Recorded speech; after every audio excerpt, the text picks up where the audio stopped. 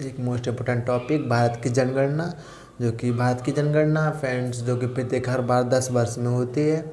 और इससे पहले जो भारत की जनगणना हुई थी वो हुई थी 2011 में हुई थी, और वो भारत की 15वीं जनगणना थी। तो हम इस वीडियो में बात करेंगे कि भारत की जनगणना की शुरुआत कब से हुई थी और स्वतंत्र भारत की पहली जनगणना कब हुई थी, और भारत में जनगणना का महत्व क्या है, और आने वाली जनगणना भारत में कब होगी। ओके, तो हम डिस्कस करते हैं। हम इस वीडियो में डिस्कस करेंगे भारत की 15वीं जनगणना जो थी 2011 में हुई थी, और उस समय भारत की स्थिति कैसी थी हम इस वीडियो में डिस्कस करेंगे। ओके, सो बने रहिए हमारे साथ। मैं Ashok Kumar and welcome to my YouTube channel. Okay, so बात करते हैं हम 2011 की जनगणना की। तो 2011 में जो जनगणना हुई थी वो भारत की जनगणना 15वीं जनगणना थी, जैसे मैंने आपको पहले बताया। तो हम बात कर लेते हैं पहले जनगणना के बारे में, कुछ पहले की बातें डिस्कस कर लेते हैं कि जनगणना कब, पहले की जनगणना कब हुई थी, स्वतंत्र भारत की पहली जनगणना कब हुई थी। ओके, सो देखते हैं हम कि भारत की पहली जनगणना प्रारंभ हुई थी भारत में, वो हुई थी 1872 ईस्वी में। और देन भारत में जो नियमित जनगणना की शुरुआत हुई उसके बाद हुई नियमित जनगणना की शुरुआत हुई भारत में, वो होती है 1881 ईस्वी में। और उसके आगे चलते हैं कि हम स्वतंत्र भारत की पहली जनगणना कब हुई थी। स्वतंत्र भारत की पहली जनगणना हुई थी हमारी 1991 में, सॉरी 1951 में। ओके, अब आगे चलते हैं जो कि विश्व जनसंख्या दिवस। फ्रेंड्स, ये बहुत मोस्ट इम्पोर्टेंट टॉपिक है कि भारत में विश्व जनसंख्या दिवस कब मनाया जाता है। जो कि फ्रेंड भारत में विश्व जनसंख्या दिवस मनाया जाता है हमारा 11 जुलाई को। अब बात करते हैं हम भारत की जो 15वीं जनगणना है थी 2011 की जनगणना, उसके बारे में बात करते हैं कि उस समय भारत की स्थिति कैसी थी। ओके, तो हम डिस्कस करते हैं भारत की जो 2011 की जनगणना थी वो थी हमारी 15वीं जनगणना थी, और देश की कुल जनसंख्या का 121 करोड़ थी उस समय। देश की कुल जनसंख्या थी 121 करोड़।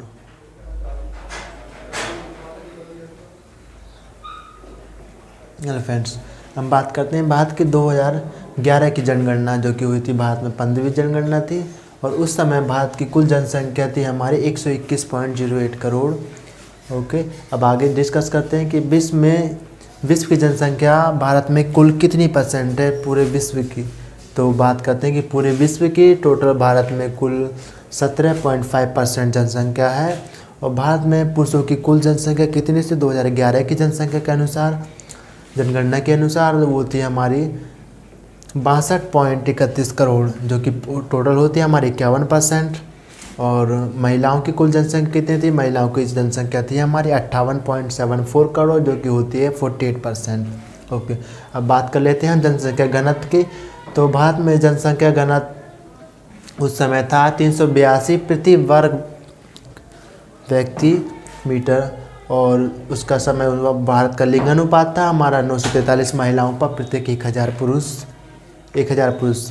और उस समय साक्षरता दर थी भारत की वो थी 73%।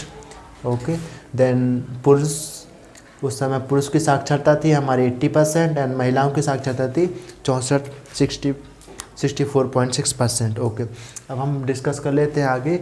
जो भारत का सर्वाधिक जनसंख्या वाला राज्य था वो था उत्तर प्रदेश 2011 की जनगणना के अनुसार, और न्यूनतम जनगणना के अनुसार भारत के राज्य था सिक्किम। ओके, सर्वाधिक जनसंख्या वाला यूनियन टेरेटरी यानी केंद्र शासित प्रदेश कौन था उस समय, वो था दिल्ली। 2011 की जनगणना के अनुसार सबसे अधिक जनसंख्या वाला केंद्र शासित प्रदेश था दिल्ली, और सबसे कम जनसंख्या वाला केंद्र शासित प्रदेश था लक्षद्वीप। ओके, अब आगे चलते हैं कि जनसंख्या की दृष्टि से सबसे बड़ा जिला कौन सा था उस समय था ठाणे महाराष्ट्र, और सबसे छोटा जिला था दिलबाग घाटी। ओके, आगे चलते हैं कि सर्वाधिक जनसंख्या वाला घनत्व वाला राज्य कौन सा था उस समय था बिहार, और न्यूनतम जनसंख्या घनत्व वाला राज्य था अरुणाचल प्रदेश।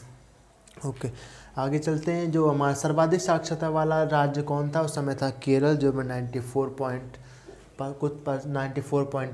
जन साक्षरता थी, और न्यूनतम साक्षरता वाला राज्य था बिहार 61% साक्षरता।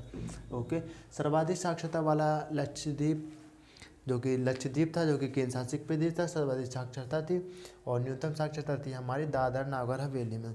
ओके फ्रेंड्स, तो हमने इस वीडियो में देखा है 2011 की जनगणना में भारत की स्थिति कैसी थी। अगर आपको वीडियो अच्छी लगी हो तो लाइक करें, शेयर करें और सब्सक्राइब करें। Thank you.